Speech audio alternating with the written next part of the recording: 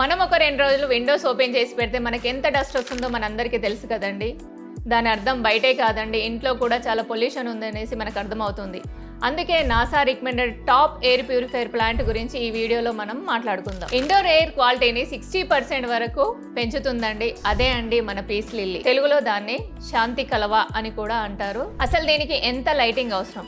Bright indirect light అవసరం. అంటే పరోక్షంగా సూర్యరశ్మి. ఎడిటర్ బాబు, రష్మిక మందన్ కాదు, సూర్యరశ్మి. అంటే ఎండ డైరెక్ట్గా తగలని చోట సెమీ షేడ్లో పెట్టాలి. డైరెక్ట్ సన్ పడితే ఏమవుద్ది?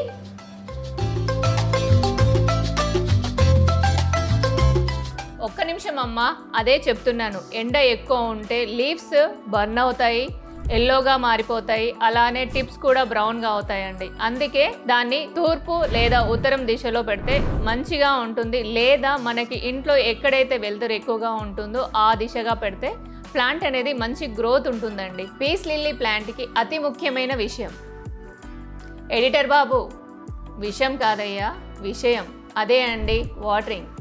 పీస్ లిల్లీ ప్లాంట్కి ఎప్పుడు వాటర్ చేయాలి? పీస్ లిల్లీ ప్లాంట్కి 2 ఇంచెస్ సాయిల్ డ్రై అయ్యాక చెక్ చేసుకొని వాటర్ చేయాలండి. లేదా బిగినర్స్ అయితే మాత్రము లీవ్స్ అనేవి కిందికి వాలినట్టుగా అంటే డ్రాప్ అయిపోతాయండి. అప్పుడు ఒక మంచి సైన్ మీకు వాటరింగ్ చేయడానికి. ఈ ప్లాంట్కి ట్యాప్తో కానివ్వండి, పైప్తో కానివ్వండి వాటర్ చేయకండి. మీరు షవర్ కానివ్వండి లేదా ఒక సాసర్ లాంటిది తీసుకొని పాట్ అనేది దాంట్లో పెట్టేయండి. దానికి ఎంత అవసరమో అంత వాటర్ తీసేసుకుంటుంది. ఓవర్ వాటరింగ్ చేస్తే ఏమవుతుంది? ఓవర్ వాటరింగ్ చేయడం వల్ల లీవ్స్ యొక్క టిప్స్ అనేవి బ్రౌన్గా మారడం, అలాగే లీవ్స్ కూడా ఎల్లోగా మారిపోతాయండి. అలానే రూట్ రాడ్ వచ్చే అవకాశం కూడా ఉంటుంది. పీస్ లిల్లీ ప్లాంట్కి తేమ అంటే చాలా ఇష్టం అండి. అందుకే మనము సమ్మర్ కాబట్టి ఎవ్రీడే మిస్టింగ్ చేయడం వల్ల లీవ్స్ అనేవి ఫ్రెష్గా ఉంటాయి, అలానే హెల్దీగా కూడా ఉంటుందండి. పీస్ లిల్లీ ప్లాంట్కి డ్రైనేజ్ సిస్టమ్ చాలా మంచిగా ఉండాలండి, లేదంటే రూట్ రాడ్ వచ్చి చనిపోయే అవకాశం ఉంటుంది. అందుకే మనం సాయిల్ మిక్స్ ఎలా చేయాలో చూద్దాం. ఒక పార్ట్ గార్డెన్ సాయిల్ అండి, ఒక పార్ట్ కోకోబీట్, ఒక పార్ట్ వర్మి కంపోస్ట్, ఒక పార్ట్ శాండ్ అండి, 100 గ్రామ్స్ వచ్చేసి మనం నీమ్ కేక్ పౌడర్ అండి. ఇది 12 ఇంచెస్ పాట్ గురించి చెప్తున్నానండి నేను.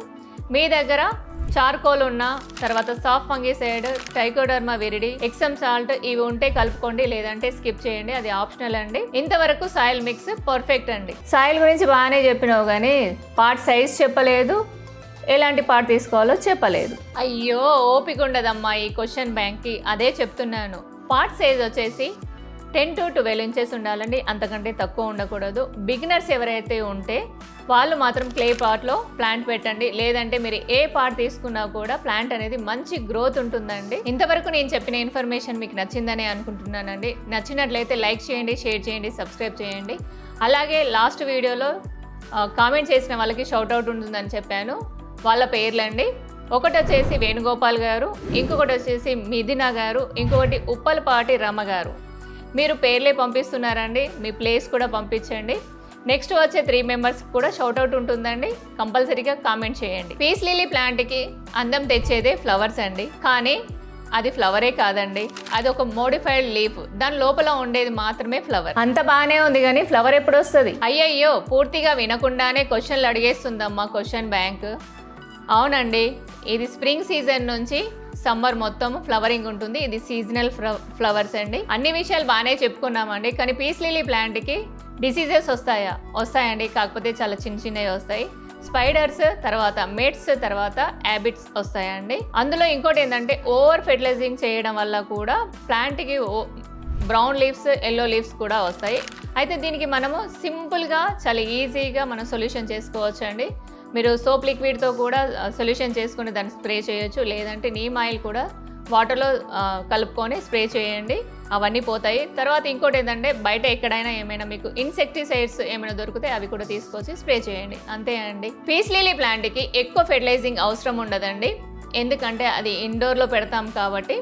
ఇంకోటి ఏంటంటే దీనికి మంచి గ్రోత్, మంచి ఫ్లవరింగ్ కోసము మనము సంవత్సరానికి 3 సార్లు ఫెర్టిలైజ్ చేస్తే సరిపోతుందండి. అవి ఏంటనేది నేను ఇప్పుడు మీకు చెప్తాను.